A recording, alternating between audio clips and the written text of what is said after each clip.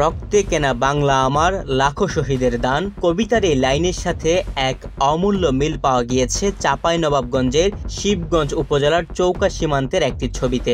ভারতীয় আগ্রাসনের বিরুদ্ধে দেশের সার্বভৌমত্ব রক্ষায় প্রতিবাদী সেই ভাষা যেন বাস্তবে প্রমাণ করে দেখালেন বাংলাদেশের সাহসী এক কৃষক। সম্প্রতি বাংলাদেশের সীমানায় অবৈধভাবে কাঁটাতারের বেড়া নির্মাণ করার পদক্ষেপ নেয় ভারত। এজন্য সীমান্তে কঠোর অবস্থানে দেখা যায় দেশটির সীমান্তরক্ষী বাহিনীকে। পরে ওই এলাকায় থাকা বিজিবি ক্যাম্পের সৈনিকদের স্ট্যান্ডগানের মুখে পিছু হটতে বাধ্য হয়েছে বিএসএফ এর সদস্যরা। এদিকে নিজেদের মাতৃভূমিকে রক্ষায় বিজিবির সাথে ক্ষোভ জানিয়েছেন স্থানীয়রা। বিজিবির সঙ্গে সীমান্তে দিনব্যাপী অবস্থান করতে দেখা গেছে এলাকাবাসীকে। একইভাবে ভারতীয় নাগরিকদেরও বিএসএফ এর সঙ্গে অবস্থান নিতে দেখা যায়। এমন পরিস্থিতিতে সীমান্ত সংলগ্ন দুটি দেশের স্থানীয়রা পাল্টাপাল্টি স্লোগানও দেয়।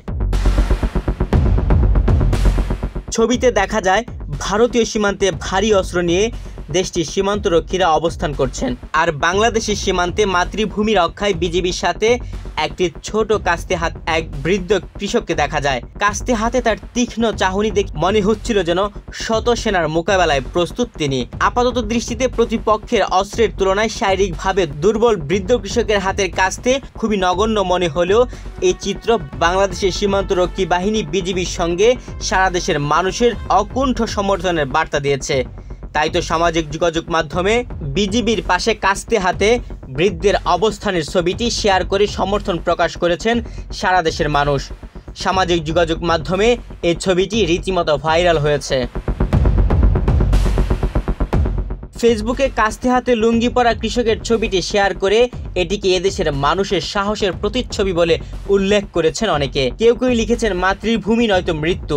সীমান্তরক্ষী বাহিনীর সঙ্গে কৃষকের কাস্তে হাতে অংশগ্রহণের প্রসঙ্গে ফেসবুকে পোস্ট করেছেন উপদেষ্টা আসিফ মাহমুদও। তিনি লিখেছেন, বিনা যুদ্ধে নাহি দিব সূচগ্রে মেদিনী, 24-এর পরবর্তী বাংলাদেশকে আর কেউ গোলামির জিঞ্জিরায় বন্দী করতে পারবে না।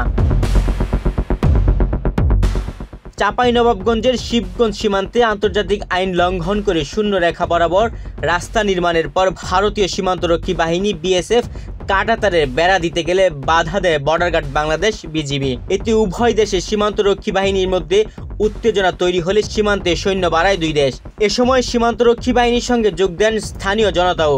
শেষ খবর পাওয়া পর্যন্ত বিজিবির বাধার মুখে পিছু হটেছে বিএসএফ। বর্তমানে সীমান্তে শান্ত পরিস্থিতি বিরাজ করছে। তুহিন ভুইয়া, বাংলাদেশ প্রতিদিন।